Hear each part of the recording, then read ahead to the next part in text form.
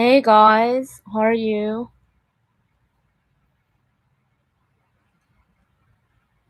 So I just wanted to prophesy right now and yeah, Heavenly Father God, I just pray, Lord, that you would speak through me, Lord. And God, I just pray that you will help us to release any bitterness or unforgiveness that we may have in our heart. Um yeah, I just feel like the Lord is saying like align with the spirit of desire. Like a lot of times we are doing things out of obligation and we're doing things out of like feeling forced to do something that we don't want to. But I feel like the Lord is saying like if it's something that I have put in your heart, like you're gonna want to do it, and that it's okay to realign to what I'm speaking, and even if that means like, hey, you've got to release people that are not aligned with what I've called you to. And it may hurt because people come in and out of your life and you're wondering like, God, why is this happening? Like, why is it that I meet these people and like now I have to release them? One of the prime examples that I've experienced is there are times like where the Lord tells me to talk to someone, and after a while I realize like, oh, that timing is over because that person is way too wasted, or that person is not in the right minds anymore. And it's like, oh, I've come to give a message, and for myself too, I've come to receive a healing through that interaction, but that doesn't mean that I'm meant to um, stay in that season or even that space or even that time, and that there's an expiration to certain alignments and relationships and friendships. There's a season and a purpose for each person that you meet, but it doesn't mean that you're gonna continue. What do I mean by this is like there are times, say like you're going out with someone, you're hanging out with them, and they are like, their heart is leaning them towards someone. And say like your friends, you're out. Actually, I've heard this story before. Like my friend was telling me like she was hanging out with one of her best friends, and that best friend wanted to flirt with someone, and she's like, I never leave my friend. And I said, well, there are times like where that person wants to continue talking to a guy, or let them talk, and it's okay that you leave because essentially all of us are looking for a life partner. So as a friend, like your aim is to be like, hey, like I can release you to find a life partner, and I'm not going to stand in the way of that. That doesn't mean that it's that you're not being a good friend or whatever, or that your friend's not loyal, but their goal is really to look for their life partner. So as a best friend, you shouldn't stand in the way of that. All right. So um yes, I want to say like dating is really hard sometimes because you're like, okay, like I really like this person, but like he's not everything that I'm looking for. So it's okay to release that person. And I feel like it may feel like a lot of trauma on the heart, like, oh my gosh, like I need to release someone. I need to move forward. But even in friendships, at times, like there are people that cross your path, and it could be hard because it's like, man, like I really just want to like be friends with this person forever.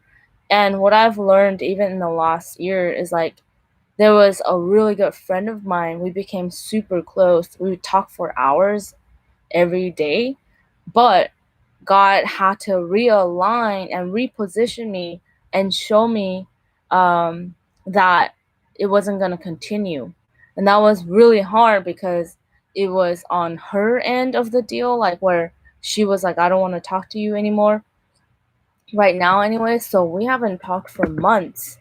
And what the Lord revealed to me is that that's the hardest thing. Like sometimes we hold on to people and we want to do everything we can to like keep that person in our lives, but they may even be stopping you from what God has for you.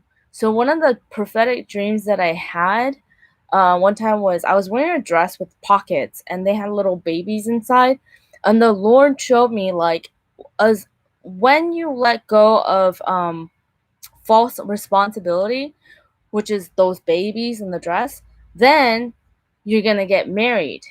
So what does that have to do with like marriage? It's like, okay, false responsibility could be like your mother, you feeling like you have to take care of your mother all the time. That's going to prevent you from really having a partnership and a spouse in your life, because your main goal is to take care of your mom. But remember, it could be a false responsibility when you're not aligning with the fact that, hey, you want a life partner, you've got to put aside your own family sometimes, right? If, in order to prioritize your husband or your wife. Second of all, it could be a friend. Like you feel false responsibility for your best friend. Every time she's sad, you feel like you've got to cheer her up. That it's your responsibility to cheer her up. And when she's upset, your mood is like down the drain. So, what God was showing me was that, hey, it's not your responsibility to help someone feel better about their life. That you can't carry that weight on your shoulder. So it could be your own family as false responsibility. It could be a best friend that becomes a false responsibility. But third of all, it could be someone that you've gone on dates with that you feel responsible for their emotions. So what do? And I see this a lot too. And I've done this in my own life where you don't tell that person the truth, right? About how you feel about them because you don't want to hurt them, because you feel like you are responsible for their feelings. So you know, what's it called? Chain them along because you want them to like you, but you don't even like them romantically. So that's what I see a lot, because you're like, I don't want to reject that person. I feel bad, so I'm going to pretend like I like them, or I'm going to pretend that what's it called? That like, oh, we're just friends, or you just pretend that you may have romantic uh interest towards them, when in fact you have no romantic interest towards them, but you feel falsely responsible for their emotions and their feelings. So you sit there like flirting with them and investing time into them because you don't want them to feel bad about themselves when you say, hey, I don't have any romantic interest towards you, I don't like you. The truth is hard, but the truth will set you free. And so a lot of times we're playing around, and we're not honest. But so that's what God was teaching me, is that you, oh my God, I was thinking about you just now. Like I knew you were going to come on for some reason. Like you're not responsible for other people's emotions, and by telling them the truth, you're gonna set them free, and you're gonna set yourself free from false responsibility. And so, in the dating process this year, like I've been going on dates and like interacting and like learning more about myself and what I want, is that there are many times I've had to turn down a guy and I've been like, oh my God, this is hard, but it set me free. So at the same time, if a person is honest with me, I'm being set free from false expectations. So it may be upsetting, but you're telling them the truth. And this applies to family, this applies to friends, this applies. Oh yeah, of course. It's because I went on the road and I was like I went through a lot of hardships and I had to speak up for myself. I really had to, grow into myself and like learn how to speak up for myself. So, but yeah, that was so weird because I actually thought about you like just now, and then you came on, so I was like, oh my gosh.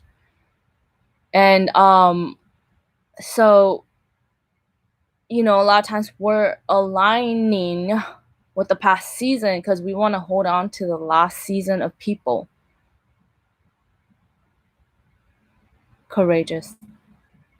No, you could. And like we were gonna meet up soon too. Thank you.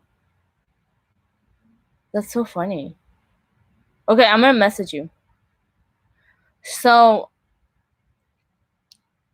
that's what I'm saying is like alignments are very important, and like it's very important to keep moving with where the Holy Spirit. For me, it's like God's always moving me forward, and it can be tiring in my spirit because I'm like, God, how come everyone gets to just have the same friends all the time? Why do I continuously having to move forward, and like it's like I just want to have the same best friends all my life. But what God was teaching me is like, okay, that person was your best friend for that season to teach you whatever I wanted to teach you, but it doesn't mean that they're going to be your best friend forever. They might come back into your life, but what the issues they're dealing with might become a burden on what you're going through. You know what I mean? It's like not seeing it as like rejection or like, oh my god, I lost a friend, but like God's actually promoting you, because it's like maybe, and I've said this, it's not my ex best friend's fault, but I was like, I want a best friend who says yes to God. And I don't want to put that kind of pressure on them if that's not where they are in their faith, right? Because you don't do things out of obligation to please God, you do it out of desire. So, like, if God's calling you to do something, it's because I want to, because I put God first, because, like, He's shown me that He can be trusted.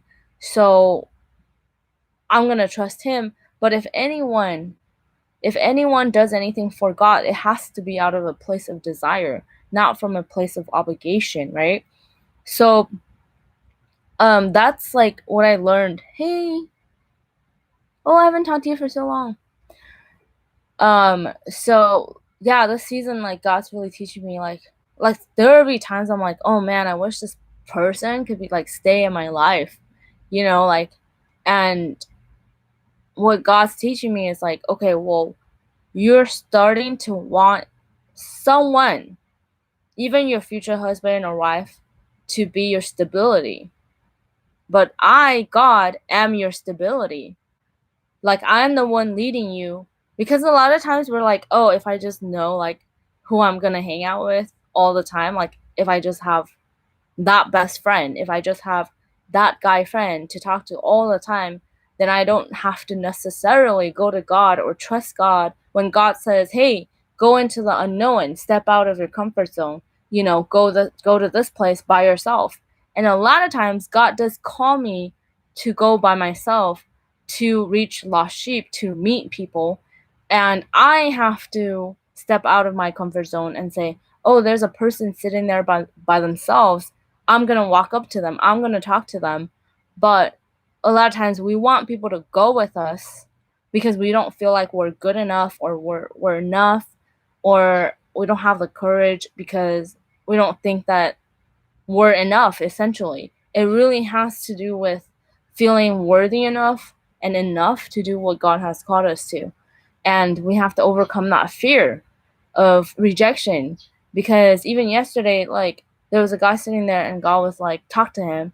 And I was like, okay, well, I could be like, okay, God, no. But there's like, because like I'm so spirit led now, it's like, yeah, there are times like I say no to God, and that's okay, because like you have the ability to say no to God. But I'm like, God, I know that what you have for me is so good that I'm still gonna go for it. I'm still gonna, do what you've called me to, because I know the results is always good, right? And so anyways, that's it. All right, God bless you. Bye.